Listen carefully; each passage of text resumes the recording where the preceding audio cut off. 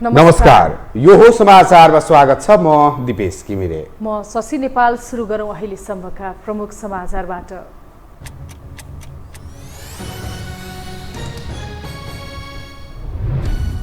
चुनावी गठबन्धनका लागि ढोका खुल्लै राख्ने एमालेको निर्णय। नवप्रवेशीलाई उचित जिम्मेवारी दिन विशेष सर्कुलर। एकल बहुमत ल्याउने गरी तयारी थाल्न ओलीको निर्देशन। सत्ता गठबन्धनको बैठकमा सिट बाँडफाँडबारे आज पनि जुटेन सहमति। भागवण्डाको मापदण्डबारे दलहरूमा देखियो बिमेल। 2 दिनभित्र सहमतिमा पुग्ने नेताहरूको प्रतिक्रिया।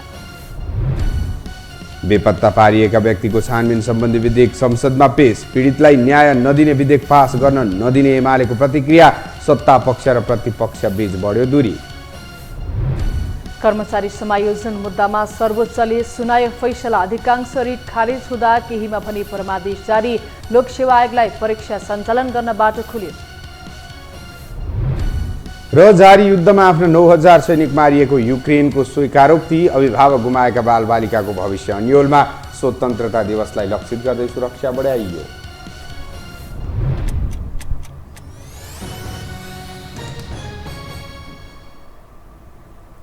अब समाचार विस्तारमा। नेकपा एमाले आगामी प्रतिनिधि सभा र प्रदेश सभा निर्वाचनमा गठबन्धनका लागि ढोका खुल्ला राखेको बताएको छ। आज स्थायी कमिटी बैठकका निर्णयहरू सार्वजनिक गर्ने क्रममा सञ्चारकर्मीसँग कुराकानी गर्दै एमाले उपमहासचिव तथा प्रचार विभाग प्रमुख पृथ्वी सुब्बा गुरुङले गठबन्धन गर्नु हुँदैन भनेर पार्टीले ढोका बन्द नगरेको स्पष्ट पार्नुभयो। उहाँले एमालेसँग गठबन्धन गर्न चाहनेहरूका लागि ढोका खुला रहेको बताउनुभयो। उहाँले देशमा सुशासन, समृद्धि र स्वाधीनताको पक्षमा एजेन्डा मिल्नेहरूसँग गठबन्धन गर्न तयार रहेको बताउनुभयो। कसैलाई गठबन्धनमा आउन भनेर दबाब भने नदिने उहाँले बताउनुभयो। हाम्रो ध्यान के छ भने गठबन्धन हुँदै भएन भने चाहिँ एमाले चुनावमै जाँदैन त भन्ने ढङ्गले तपाईँले जसरी प्रश्न गरिराखेका हुन्छ त्यस्तो होइन। गठबन्धन चाहिँ तपाईँको गर्नै हुँदैन भनेर चाहिँ ढोका बन्द गरेर बसेको पार्टी एमाले होइन। यो एमालेसँग जो गठबन्धन गर्न चाहन्छ त्यो पार्टीहरूलाई ढोका खुल्लै छ होइन। तर हामी के भन्दैनौँ भन्छ कि गठबन्धन भएन भने एमाले चुनावमै जाँदैन, एमाले चुनावै हार्छ भन्ने मानसिकता चाहँदैन। हामी एक्लैले चाहिँ चुनाव जित्न सक्छौँ। चुनाव चाहिँ लड्नुपर्छ, सबै चाहिँ कुराको सामना गर्नु, चुनौतीको सामना गर्नुपर्छ। र हाम्रो यो अभियानमा सुशासन, समृद्धि र समृद्धिको यो अभियानमा, यो राष्ट्रिय स्वाधीनताको यो अभियानमा, देशलाई बचाउने यो अभियानमा र चाहिँ त्यो लोकतन्त्र सुदृढ गर्ने अभियानमा र चाहिँ सङ्घीय लोकतान्त्रिक गणतन्त्रलाई कार्यान्वयन गर्ने यो अभियानमा जो चाहिँ हामीसँग एजेन्डा मिल्छ नि उसँग आउने भने बलजबती चाहिँ हामीसँग मिल्न हो भनेर भनिराख्ने चाहिँ परिस्थिति हुँदैन भनेर भने। उपमहासचिव गुरुङले स्थायी कमिटी बैठकले केन्द्रीय कमिटीको दोस्रो बैठकपछि भएका निर्णयहरूको अनुमोदन गरेको बताउनुभयो। त्यस्तै पछिल्लो समय अन्य पार्टीबाट नेकपा एमाले प्रवेश गरेका नेता तथा कार्यकर्तालाई मातहतका कमिटीहरूमा व्यवस्थापन गर्ने निर्णय गरेको प्रचार विभाग प्रमुख गुरुङले जानकारी दिनुभयो।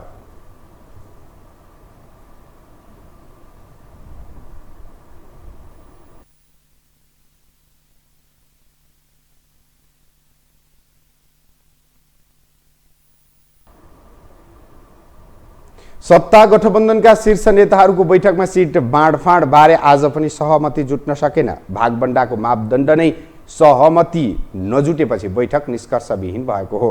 बुधबार पुनः छलफल गरेर भदौ 9 गतेसम्म सहमति जुटाउने तयारी भएको सरकारका प्रवक्ता समेत रहनुभएका ज्ञानेन्द्र बहादुर कार्कीले जानकारी दिनुभयो। स्थानीय तहको चुनावका साथै 2074 सालको समानुपातिक मतलाई समेत सिट बाँडफाँडको मूल्य आधार बनाइने विषयमा सबै दल सहमत भए पनि जितको आधार बारे भने विवाद देखिएको छ।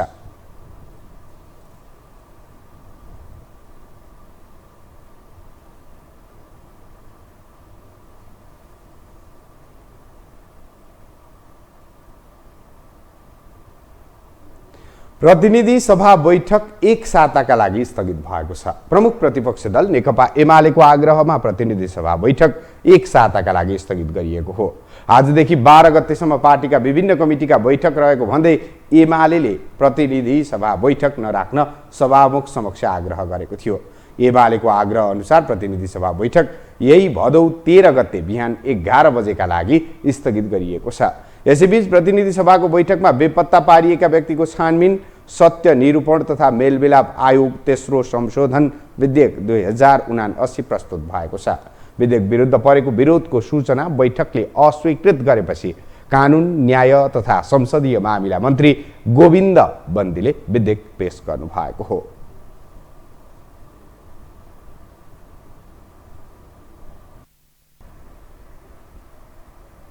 अब बाँकी समाचार। संक्रमणकालीन न्याय सम्बन्धी विधेयक सदनमा अघि बढेको छ।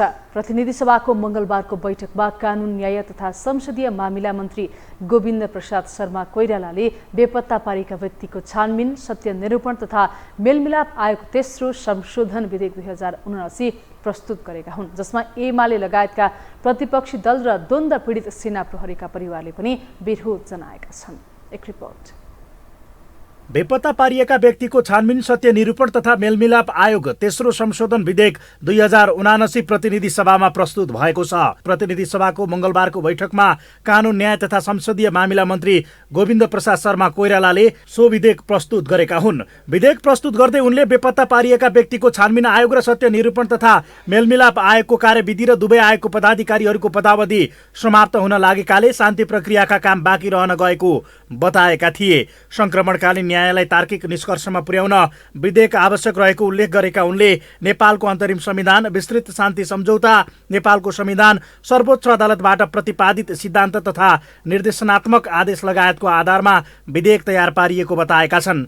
त्यस्तै अन्तर्राष्ट्रिय मानवाधिकार तथा मानवीय कानुनको विश्वव्यापी मान्यता, संक्रमणकालीन न्यायका सिद्धान्त, पीडित र सरकारवाला व्यक्तिहरूबाट प्राप्त भएका सुझावहरूलाई पनि समेटिएको मन्त्री बन्दीको स्पष्टोक्ति छ। संक्रमणकालीन न्यायलाई तार्किक निष्कर्षमा पुर्याउन नेपालको अन्तरिम संविधान, विस्तृत शान्ति सम्झौता, नेपालको संविधान, सर्वोच्च अदालतबाट प्रतिपादित सिद्धान्त तथा निर्देशनात्मक आदेश, अन्तर्राष्ट्रिय मानवाधिकार तथा मानवीय कानुनको विश्वव्यापी मान्यता, संक्रमणकालीन न्यायका सिद्धान्त, पीडित र सरकारवालाबाट व्यक्ति प्राप्त भएका सुझावको आधारमा तयार गरेको प्रस्तुत बेपत्ता पारिएका व्यक्तिको छानबिन, सत्य निरूपण तथा मेलमिलाप आयोग ऐन 2071लाई संशोधन गर्न बनेको विधेयक यस सभा समक्ष प्रस्तुत गर्दछु। धन्यवाद। तर विधेयकको प्रमुख प्रतिपक्षी दल नेकपा एमाले सहित अन्य दलहरूले भने विरोध गरेका छन्। एमाले अध्यक्ष केपी शर्मा ओलीले त विधेयक एमाले र द्वन्द्व पीडितलाई स्वीकार्य नभएको भन्दै त्यस्ता विधेयक च्यातेर फाल्ने चेतावनी नै दिएका थिए।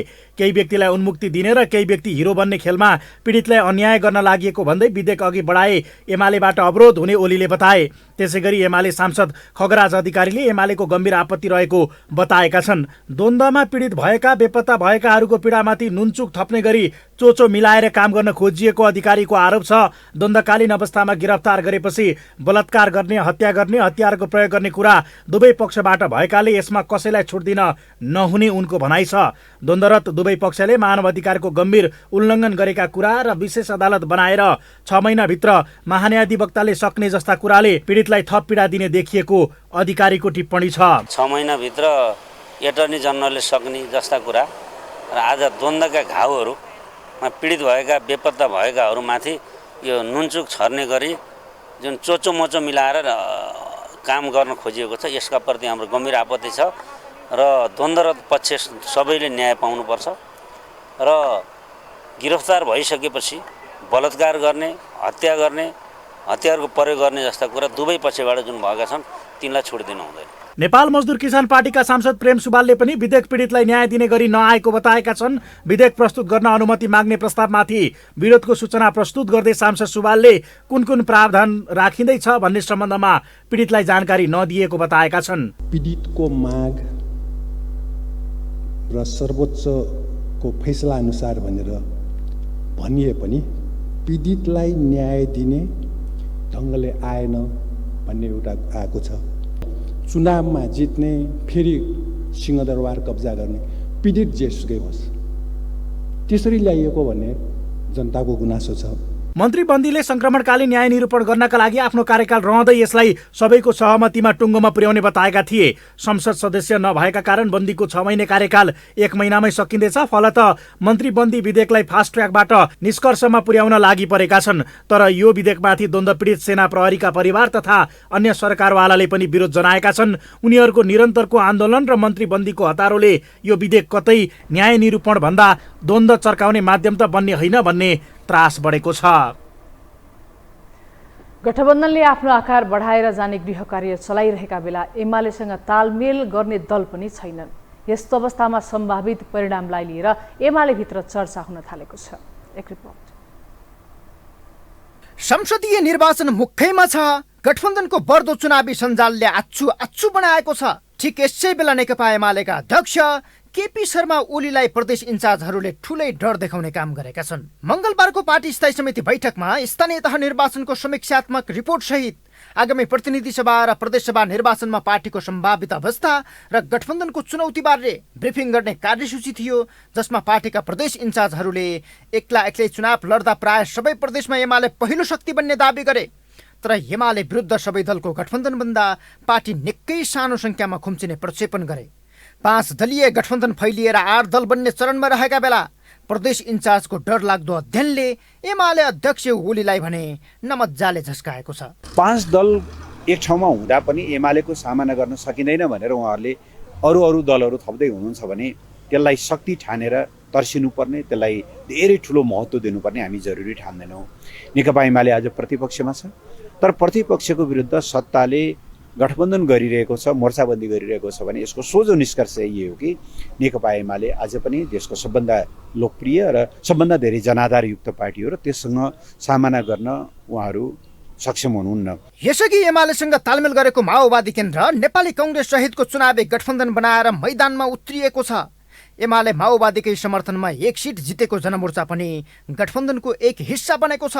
अर्कोतर्फ एमाले फुटेर माधव नेपाल, झलनाथ खनाल र वामदेव गौतम जस्ता हस्तीहरू गठबन्धनकै शरणमा छन्। विगतमा 80 सिट मध्ये आधाभन्दा बढी एमाले तालमेलका कारण जितेको थियो।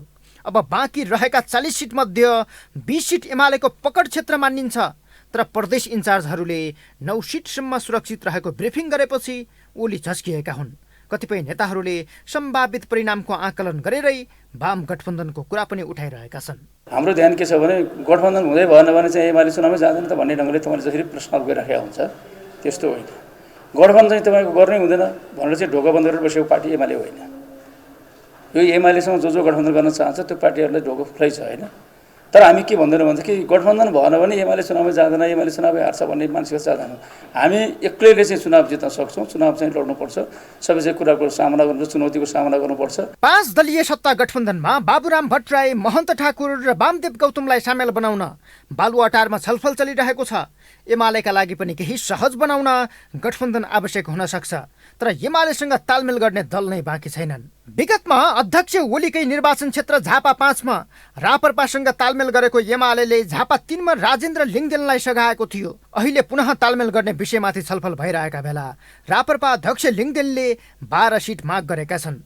त्यसबाहेक कमल थापा नेतृत्वको रापरपा नेपाल र हृदय त्रिपाठी नेतृत्वको प्रगतिशील पार्टी नेपालले एमालेसँग तालमेल गर्न सक्छ, तर उनीहरूसँगको तालमेल एमालेका लागि अर्थभन्दा धेरै व्यर्थको हुनेछ।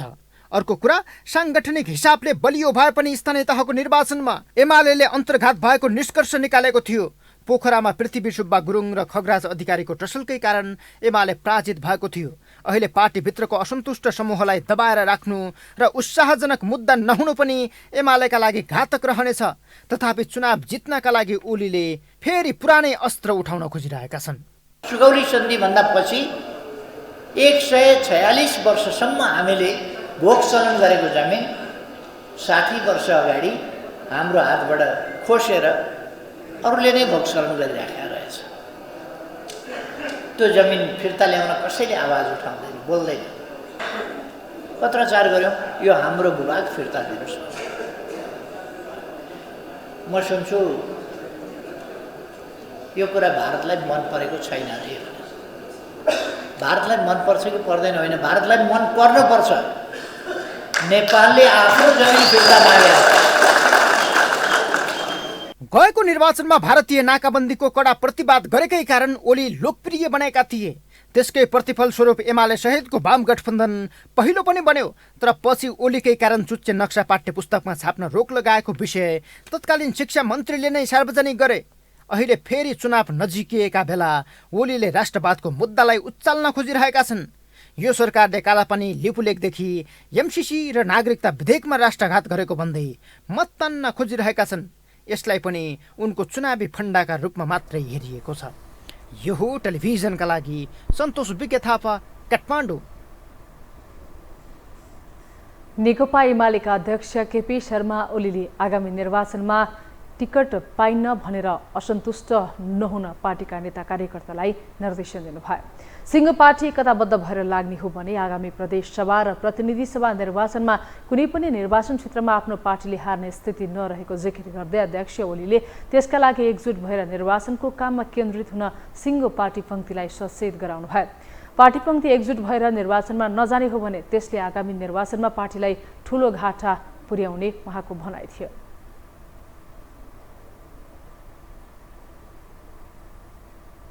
जो उम्मेदवार हुन्छ, उम्मेदवार हुने साथी जित्नका लागि काम गर्नुहोस्। जो उम्मेदवार हुनुहुन्न, उम्मेदवार नभएका साथी जिताउनका लागि काम गर्नुहोस्। उम्मेदवार पाइन भनेर असन्तुष्ट हुने हो भने एकजनाले उम्मेदवार पाउँछ, बाँकी सबै त असन्तुष्ट हुने भयो। त्यसकारण उम्मेदवार नपाएर असन्तुष्ट हुने काम त्यसले हामीलाई ठुलो घाटा पुर्याउँछ। हामीले जित्यौँ भने, हामीले सरकार बनायौँ भने थुप्रै ठाउँहरू निस्किन्छ, थुप्रै ठाउँ निस्किन्छ। हामी एकजुट भयौँ भने हामी जहाँ पनि जित्न सक्छौँ। अध्यक्ष ओलीले विवाहित अङ्गीकृत नागरिकता पाउनका लागि केही समय कुर्नुपर्ने भन्दै त्यसलाई हतारोको विषय बनाउन नहुने बताउनुभयो। नागरिकले नागरिकताको प्रमाणपत्र पाउनुपर्छ, नागरिकका सन्तानले नागरिकताको प्रमाणपत्र पाउनुपर्छ। नागरिकताको समस्या त्यही त। वैवाहिक अङ्गीकृतले आवश्यक समय पुरा गरेपछि नागरिकता प्राप्त गर्छ। त्यो पाउने बित्तिकै त्यहाँ जग्गेमा त दिने होइन नि त।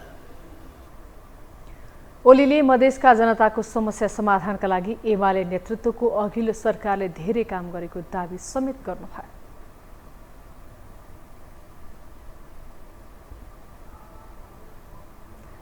हामीसँग समाचार बाँकी नै छन्, अहिलेलाई विश्राम।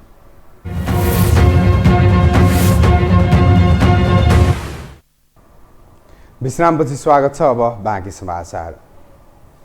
प्रदेश र सङ्घको निर्वाचन नजिकिएसँगै राजनीतिक दलहरू संसद नै रोकेर तयारीमा जुटेका छन्। चुनावको मिति घोषणा पश्चात यसै पनि विघटन हुने संसद केही विधेयकका लागि जारी राखेर सरकारले अहिले सदन नै स्थगित गरेको छ।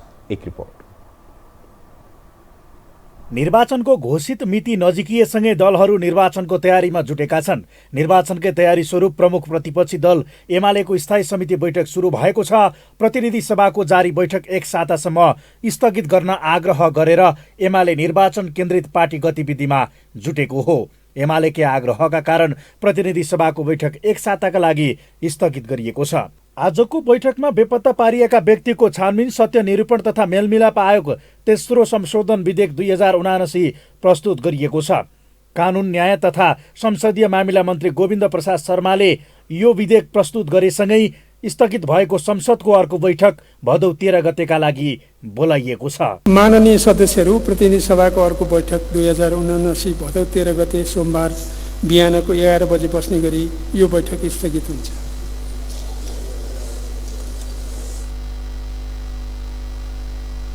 निर्वाचन मिति घोषणासँगै सदनमा सांसदहरूको उपस्थिति कम हुन थालिसकेको छ। गठबन्धन सिट बाँडफाँडको विषयमा सहमति जुटाउन मरिमेटेको छ। नेकपा माओवादी र एकीकृत समाजवादी पार्टी एकता र निर्वाचनको दुवै तयारी अघि बढाइरहेका छन् भने अन्य दल पनि निर्वाचन केन्द्रित गतिविधिमा व्यस्त छन्। यता नेपाली काङ्ग्रेसले पहिलो चरणमा 15 दिने अभियान गर्दैछ। भदौ 10 देखि 24 सम्म जनताको साथमा काङ्ग्रेस नाममा सञ्चालन गरिने अभियानका लागि 77 वटै जिल्लामा केन्द्रबाट प्रतिनिधि खटाइने बताइएको छ। पहिलो चरणको अभियानमा केन्द्रीय प्रतिनिधिले जिल्लामा जिल्ला कार्यसमिति, महाधिवेशन प्रतिनिधि, महासमिति प्रतिनिधि लगायतको बैठक बोलाउनेछन्। जिल्ला कार्यसमितिले गाउँ गाउँमा प्रतिनिधि खटाउनेछ। यसबाट काङ्ग्रेस र सरकारप्रति आम जनताको बुझाइबारे पार्टीमा रिपोर्टिङ हुने बताइएको छ। त्यसका आधारमा दोस्रो चरणमा रणनीति बनाउने तयारीमा काङ्ग्रेस छ। जनताको बीचमा जाने अभियान नेपाली काङ्ग्रेस पार्टीले थालेको छ। यो आउने 10 गतेबाट सुरु हुन्छ र 24 गते यसको प्रथम चरणको यो दोस्रो चरणको प्रथम पाठ चाहिँ हामी सम्पन्न गर्छौँ। यो अभियानलाई हामीले जनताको साथमा काङ्ग्रेस भनेर नाम दिएका छौँ। निर्वाचन केन्द्रित गतिविधिका कारण जिल्ला जानेहरूको संख्या बढेको छ भने त्यसको प्रभाव सदनमा देखिन थालिसकेको छ, जसले जनजीविका र महत्त्वपूर्ण विषय सदनमा उठ्न छोडेको छ। यसले नाम मात्रको सदन चल्ने र प्रभावविहीन हुने अवस्था आउनुभन्दा सदन नै विघटन हुनु उपयुक्त हुने जानकारहरू बताउँछन्। तर नागरिकता विधेयक राष्ट्रपतिबाट फिर्ता आउने बुझेको सत्ता घटक दलहरूका कारण सदन जारी रहेको छ। त्यस्तै बेपत्ता पारिएका व्यक्तिको छानबिन, सत्य निरूपण तथा मेलमिलाप आयोग तेस्रो संशोधन विधेयक पनि यही सदनबाट पास गराउनु पर्नेमा सत्ता गठबन्धन लागि परेको छ। यही कारण सरकारले दुवै विधेयकलाई फास्ट ट्र्याकबाट अघि बढाएको छ। तर जसरी पनि यी विधेयक पास गराउनु पर्ने प्राथमिकता र उनीहरूका कदममा भने एकरूपता देखिएको छैन। नागरिक भएर पनि बुवाको नागरिक छ, आमाको नागरिक छ, मैले नागरिकता पाइनँ, कहिले पाउँछु कि पाउँदिनँ भनिहाल्नुहोस् भन्छ। अनि गर्ने के? नागरिकता नपाएपछि गर्ने के? त्यहाँले यो चाहिँ राष्ट्रिय चाहिँ समस्या हो, राष्ट्रिय मुद्दा हो। त्यहाँले यो राष्ट्रिय मुद्दालाई सम्बोधन गरौँ। त्यसपछि जुन विषयहरू उठेको छ वैयायिक अङ्गीकृतको बारेमा फेरि छलफल गरौँ।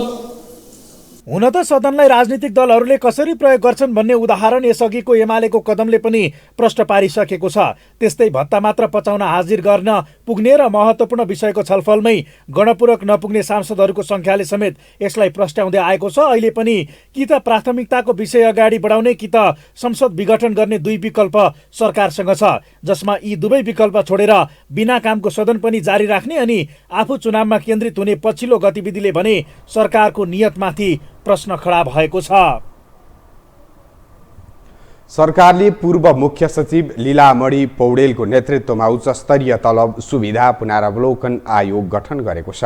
बैठकले राष्ट्र सेवक कर्मचारी र श्रमिकहरूको न्यूनतम तलब भत्ता, पारिश्रमिक एवं सुविधा पुनरावलोकन गर्न आवश्यक अध्ययन गरी नेपाल सरकारलाई सिफारिस गर्ने कार्य देशसहित सो उच्च स्तरीय आयोग गठन गर्ने निर्णय गरिएको हो। यस्तै बैठकले कृषि तथा पशुपक्षी विकास मन्त्रालयको 204 जनाको अधिकृत स्तरको अस्थायी दरबन्दी पनि स्वीकृत गरेको छ। त्यसैगरी फौजदारी कसोर दोस्रो संशोधन नियावली 2078, विद्युतीय सुशासन आयोग गठन तथा सञ्चालन आदेश 2079 स्वीकृत गरेको छ।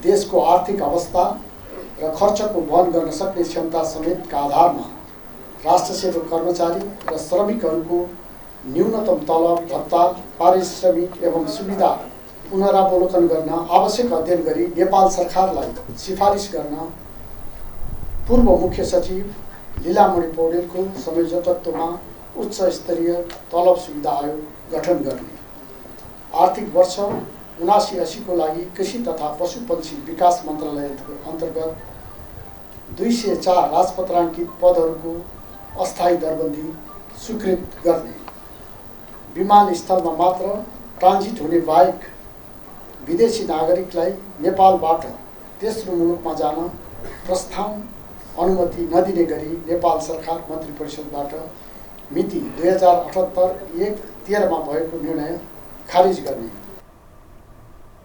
त्यसैगरी मन्त्री परिषद बैठकले द्वन्द्वरत मुलुक मालीमा 140 जना सशस्त्र प्रहरी बल परिचालनका लागि पठाउने गृह मन्त्रालयको प्रस्ताव पनि स्वीकृत गरिदिएको छ।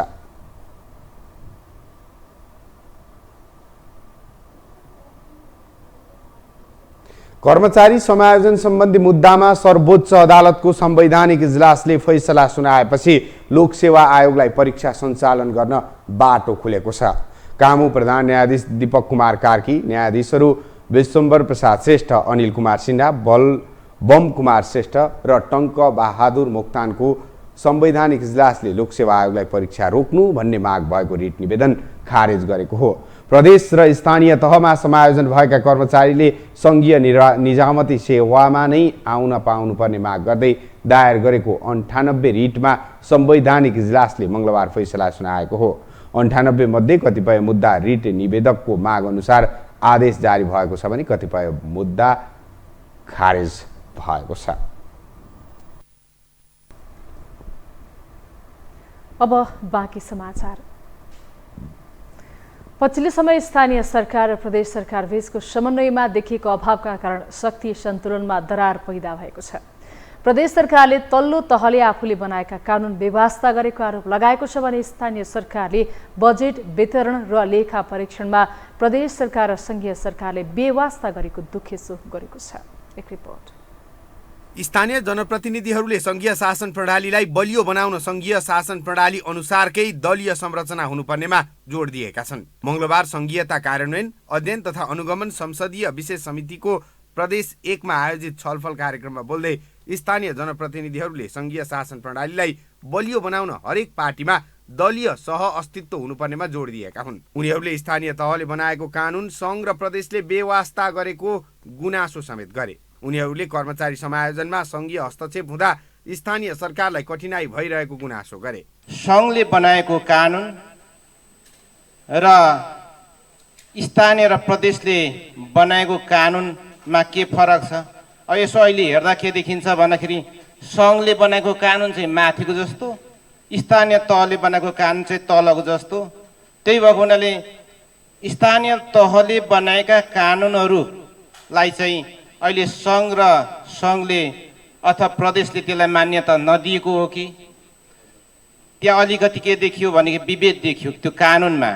संघले खटाएर पठाएको हुन्छ गाउँपालिका या नगरपालिकामा जिम्मेवारी दिएर, तर स्थानीय तह अथवा तहलाई चाहिँ फेरि जानकारी नगराइकन फेरि संघले 2 महिना 4 महिनामै फैसला गर्ने प्रक्रिया छ।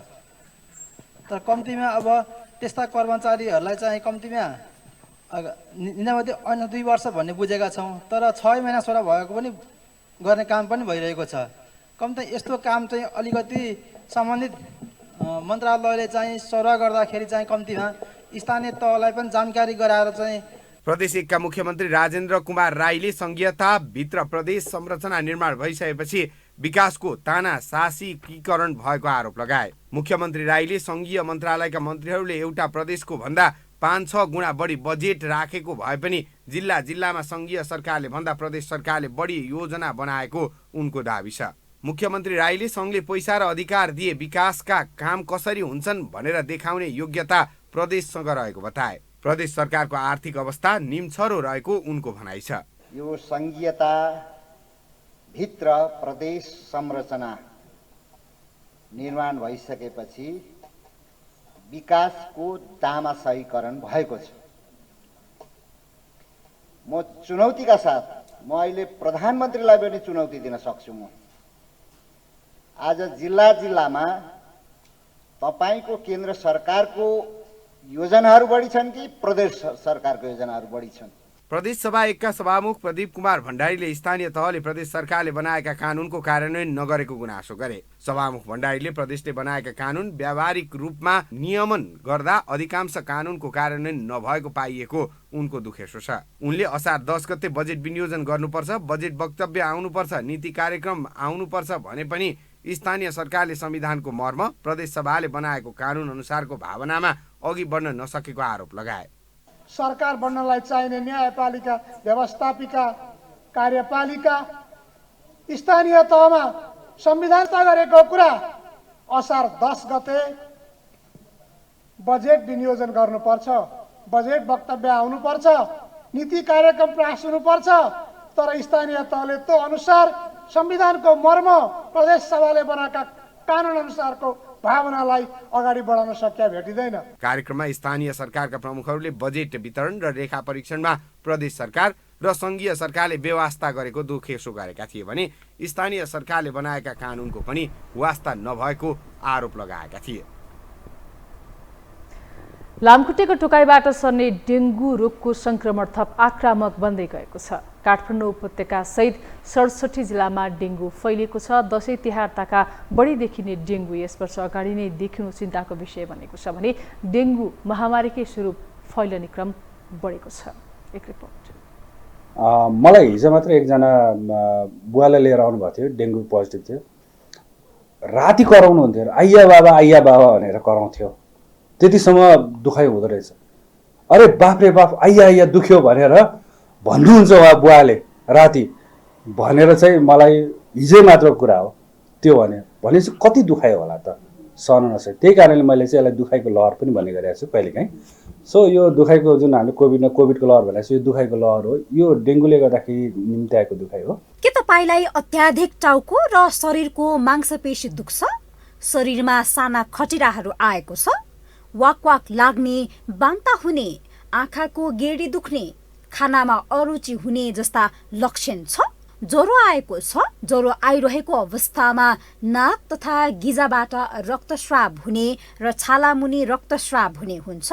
यदि यस्ता लक्षणसँग जुधिरहनु भएको छ भने तुरुन्त नजिकको स्वास्थ्य संस्थामा जानुस्। तपाईलाई डेङ्गु भएको हुन सक्छ। उल्लेखित लक्षणहरू भएकाहरू र परामर्श लिनेको संख्या पछिल्लो समय दिनानुदिन बढिरहेको छ। इपिडेमोलोजी तथा रोग नियन्त्रण महाशाखाको पछिल्लो तथ्याङ्क अनुसार अगस्त महिनामा मात्रै झण्डै 1300 मानिस डेङ्गु संक्रमित भएका छन्। जनवरी यता मुलुकभरको 67 जिल्लामा करिब 2000 डेङ्गुका केस भेटिएको तथ्याङ्क छ। काठमाडौँ उपत्यका सबैभन्दा जोखिममा छ। पछिल्लो 23 दिनमा बागमती प्रदेशमा झण्डै 1000 मानिसलाई डेङ्गु भएको छ। डेङ्गु फैलाउने लामखुट्टे अझ दिनमा बढी सक्रिय हुने भएकाले संक्रमित हुने सम्भावना पनि सोही समयमा बढी हुने चिकित्सकहरू बताउँछन्। लामखुट्टे यो जेब्रावाला लामखुट्टे चाहिँ दिउँसो सक्रिय हुन्छ, तपाईँ हामी काम गरिरहेको बेला, अनि हामीलाई थाहा पनि हुँदैन। यो दिउँसो र सूर्यास्त हुनुभन्दा केही घन्टा अगाडि यो सक्रिय हुने भएको हुनाले टोक्ने पनि त्यही समय हो, डेङ्गु फैलिने पनि त्यही समयमै हो।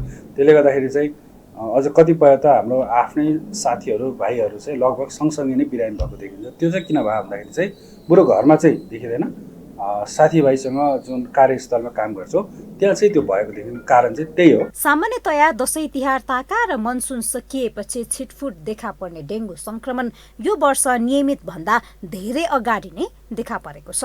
उपत्यकासँगै देशभर संक्रमितको संख्या बढिरहेको छ।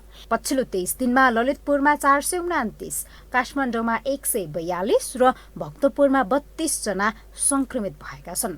काठमाडौँ उपत्यका सहित 67 जिल्लामा डेङ्गु फैलिएको छ। एडिस जातको लामखुट्टेको टोकाइबाट सर्ने डेङ्गु सरुवा रोग भएका कारण पनि त्रास बढेको छ। सर्वसाधारण सतर्क बन्ने मात्र नभई डेङ्गु नियन्त्रणबारे सरकारको समेत ध्यान आकर्षण हुनुपर्ने विज्ञहरूको सुझाव छ। भनेको मतलब चाहिँ अब यदि केही गरी मैले जेब्रा लामखुट्टे जुन भनेर नाम दिए, त्यो जेब्रा जस्तो देखिन फ्याक्ट मार्दाखेरि तपाईँहरूले चाहिँ हातमा हेऱ्यो भने चाहिँ त्यो देख्नुहुन्छ। यदि त्यो तपाईँले त्यसलाई नियन्त्रण गर्ने पक्षमा तपाईँ हुनुहुन्न भने त्यो डेङ्गुले निरन्तरता पाइरहेछ। त्यसले गर्दा हामीले सपना देख्छौँ डेङ्गुलाई चाहिँ नियन्त्रण गर्ने अथवा डेङ्गु चाहिँ अब नहोस् होइन, थप आगामी दिनमा नदेखियोस् भनेर यदि तपाईँ हामी चाहनुहुन्छ भने पहिला चाहिँ सुरुमै चाहिँ लामखुट्टेतिर ध्यान दिनुहोस्। यदि हामीले यो जतिसक्दो चाँडो यसलाई भनौँ इन्टरभेन गर्नतिर लागेनौँ अथवा लामखुट्टेको नियन्त्रणतिर लागेनौँ भने चाहिँ सम्भवतः मैले जुन सन् 2019मा एक प्रकार नेपाल राज्यभरि जुन एउटा महामारीको रूप लिएको थियो त्यो नहोला भन्न सक्छ। डेङ्गु सार्ने एडिस इजिप्टाई प्रजातिको लामखुट्टेको मुख्य स्रोत सफा जमेको पानी हो। लामखुट्टेको नियन्त्रणका लागि घर वरपर पानी जम्न नदिने, खाल्जाखुल्दी पुर्ने र घर आँगन सफा राख्ने, घर वरपर सवारी साधनका टायर गमला लगायतका कुरामा पनि पानी जम्न नदिने र सफा राख्न चिकित्सकको सुझाव छ। यो टेलिभिजनका लागि क्यामेरामा रविन्द्र तिमल सिन्हाको साथमा निम्लिकी शेर्पा, काठमाडौँ। पछिल्लो 24 घण्टामा थप 634 जनामा कोरोना संक्रमण पुष्टि भएको छ भने 1 जनाको मृत्यु भएको छ।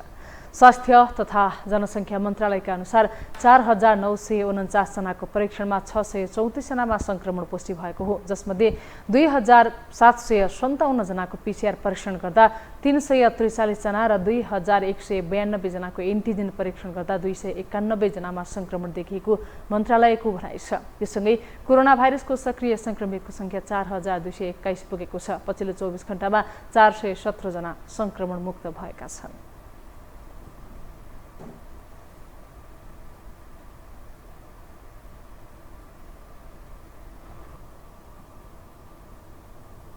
अब पालो आर्थिक समाचारको।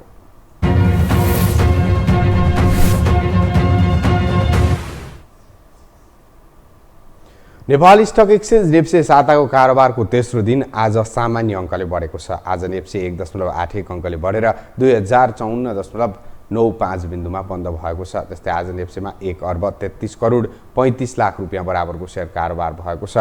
आज कारोबार भएका कम्पनीमध्ये 71 वटा कम्पनीको सेयर मूल्य बढेको छ भने 104 वटा कम्पनीको सेयर मूल्य घटेको छ। 11 कम्पनीको सेयर मूल्य भने स्थिर देखिएको थियो।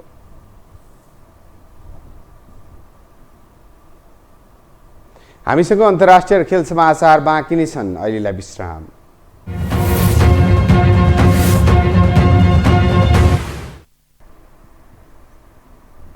विश्रामपछि पुनः स्वागत छ। अब पालो अन्तर्राष्ट्रिय समाचारको।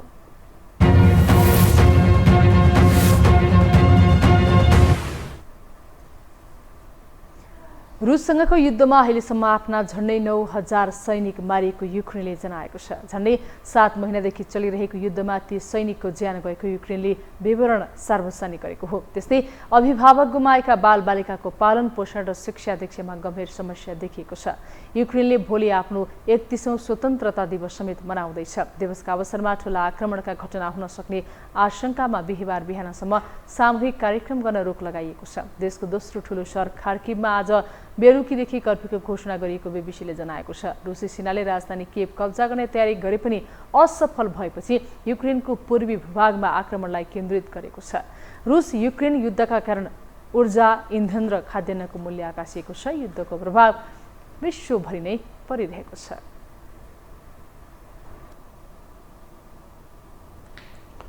अब पालो खेल समाचारको।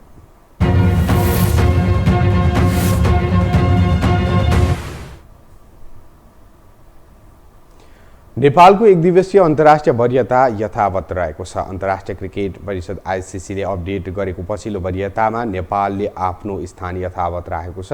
नयाँ वरियतामा नेपाल 19औं स्थानमा यथावत छ। एक दिवसीय अन्तर्राष्ट्रियको वरियताको शीर्ष स्थानमा न्युजिल्यान्ड यथावत रहेको छ। 20 राष्ट्र सहभागी वरियतामा नेपाल 19औं स्थानमा छ। 20औं स्थानमा पपुवा न्युगिनी रहेको छ। यसै वर्ष कतारमा हुने विश्वकप हेर्नका लागि खुलाइएको तेस्रो चरणको टिकट खरिद फिफाले 5 दिन अघि बन्द गर्यो। छोटो समयका लागि खुलाइएको टिकट खरिदमा 22औं संस्करणको विश्वकप हेर्न हालसम्म 24.5 लाख दर्शकले टिकट खरिद गरिसकेका छन्। एक रिपोर्ट। 22औं संस्करणको फिफा विश्वकप आउन 3 महिना बाँकी छ।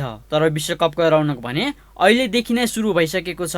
विश्वकप खेल हेर्नका लागि अहिले नै संसारभरका 24.5 लाख मानिसले आफ्नो स्थान पक्का गरिसकेका छन्।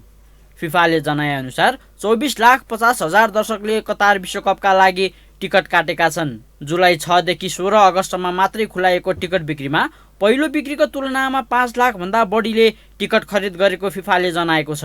42 दिनको यो अवधिमा मात्रै 5,20,532 टिकट बिक्री भएको हो। फिफाका अनुसार समूह चरणमा सबैभन्दा बढी विश्व फुटबलको पावर हाउस ब्राजिलको खेल हेर्न समर्थकले टिकट सुरक्षित गरेका छन्। समूह जीमा रहेको ब्राजिल विरुद्ध सर्बिया र क्यामरून विरुद्धको खेल हेर्न समर्थकहरू इच्छुक देखिएका छन्। फुटबलका महान हस्ती मध्ये एक क्रिस्टियानो रोनाल्डोले कप्तानी गरिरहेको पोर्चुगल र पहिलो विश्वकप विजेता उरुग्वेको खेल हेर्न पनि दर्शकहरू उत्साहित छन्। त्यस्तै कोस्टारिका विरुद्ध जर्मनी र अस्ट्रेलिया विरुद्ध डेनमार्क जस्ता खेलका लागि पनि सबैभन्दा बढी टिकट छुट्याइएको छ। सबैभन्दा धेरै टिकट काट्ने राष्ट्रहरूमा अरबी, अमेरिकी र युरोपियन मुलुकका राष्ट्रहरू रहेका छन्। त्यस्तै आयोजक कतार सहित साउदी अरेबिया, अमेरिका, मेक्सिको, संयुक्त Arab Emirates, England, Argentina, Brazil, Wales र अस्ट्रेलिया पनि रहेका छन्। त्यहाँ बसोबास गर्ने समर्थकहरूले सबैभन्दा धेरै टिकटहरू सुरक्षित गरेको फिफाले जनाएको छ। अहिलेसम्म पनि टिकट काट्न नपाएका वा टिकट प्राप्त गर्न नसकेकाहरूका लागि फिफाले सेप्टेम्बरको अन्त्यतिर अर्को चरणको टिकट बिक्री गर्ने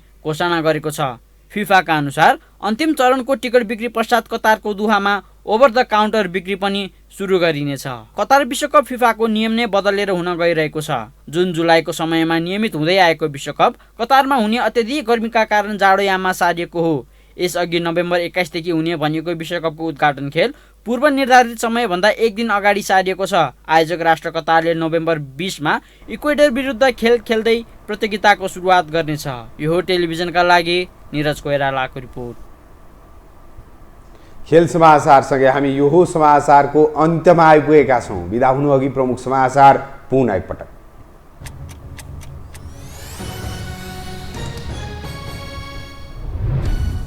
चुनावी गठबन्धनका लागि ढोका खुल्लै राख्ने एमालेको निर्णय, नवप्रवेशीलाई उचित जिम्मेवारी दिन विशेष सर्कुलर, एकल बहुमत ल्याउने गरी तयारी थाल्न ओलीको निर्देशन। सत्ता गठबन्धनको बैठकमा सिट बाँडफाँडबारे आज पनि जुटेन सहमति। भागवण्डाको मापदण्डबारे दलहरूमा देखियो विमेल, 2 दिनभित्र सहमतिमा पुग्ने नेताहरूको प्रतिक्रिया। बेपत्ता पारिएका व्यक्तिको छानबिन सम्बन्धी विधेयक संसदमा पेश, पीडितलाई न्याय नदिने विधेयक पास गर्न नदिने एमालेको प्रतिक्रिया, सत्ता पक्ष र प्रतिपक्ष बीच बढ्यो दूरी।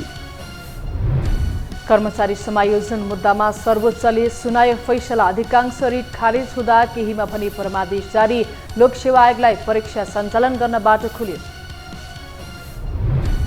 र जारी युद्धमा आफ्ना 9000 सैनिक मारिएको युक्रेनको स्वीकारोक्ति, अभिभावक गुमाएका बालबालिकाको भविष्य अन्योलमा, स्वतन्त्रता दिवसलाई लक्षित गर्दै सुरक्षा बढाइयो।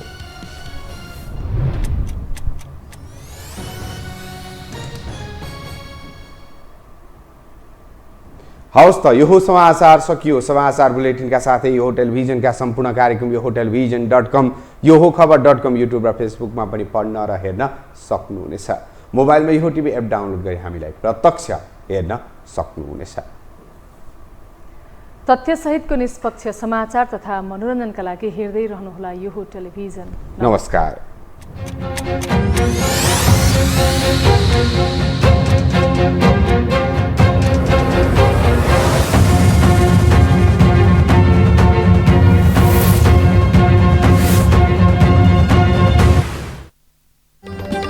यो हो समाचारको साथमा Bravo Bank, a reason for your success. Have any sort of health issues? Do visit Norvik International Hospital, Thapatali. Shri Laligurans बहुउद्देश्य सहकारी संस्था लिमिटेड, मुख्य कार्यालय पुलचोक ललितपुर। लचिलो जति बलियो त्यति। हिमाल स्टिल, हिमालले बढी सुरक्षित घर बनाउँछ।